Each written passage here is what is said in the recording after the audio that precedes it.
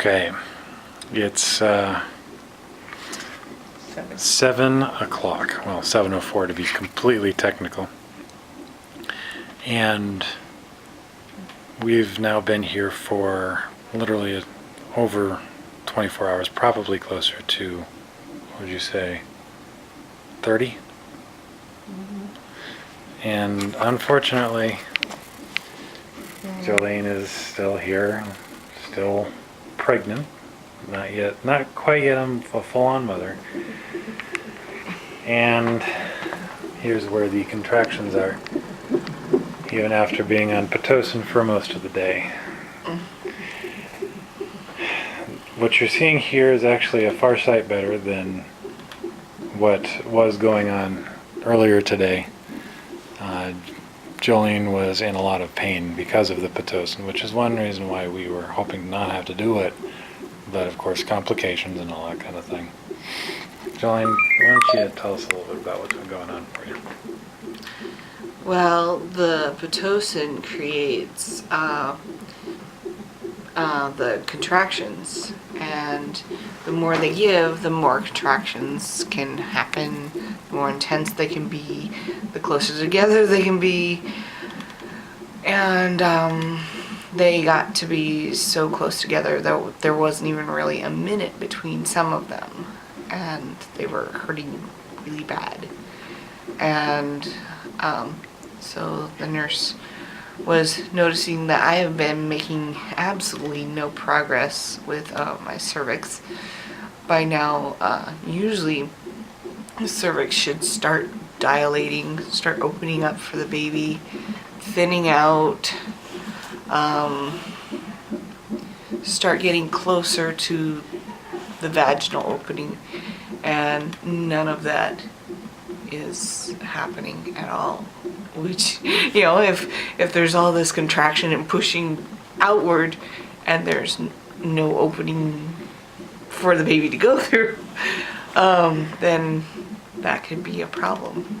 So they have eased up on the Pitocin a bit to give my uterus, my sanity, a bit of a vacation for a bit. But I'm still having contractions. My back is really hurting a lot because a lot of it's back labor. I am feeling a lot of it down in my lower belly as well.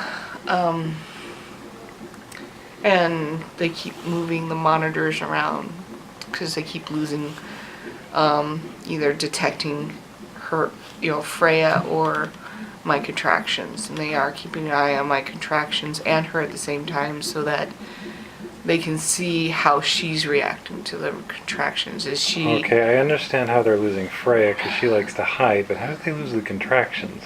I don't know. I really don't know. There was actually, and they had changed out one of the sensors because it wasn't even reading. I guess it's supposed to read my respirations and some other things as well. But it wasn't even reading that, and it was only staying at 20, and it would move up, wouldn't move down, didn't matter what was going on.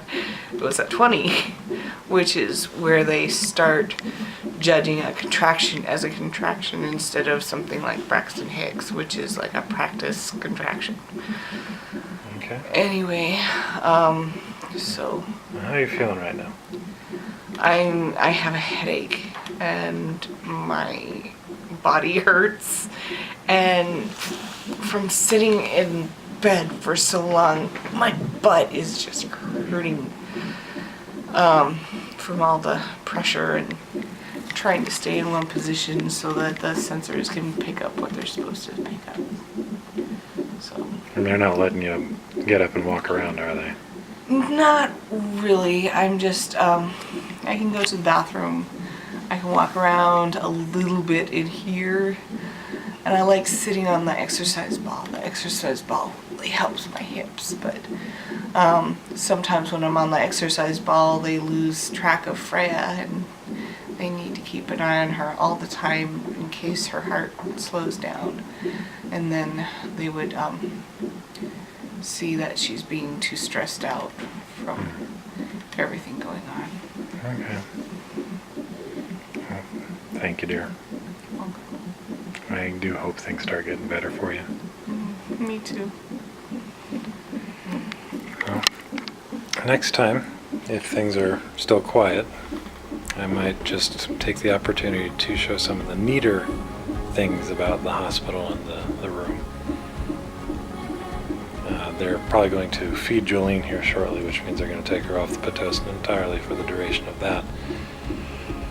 Which will be a good thing because she's only had like Jello and water all day.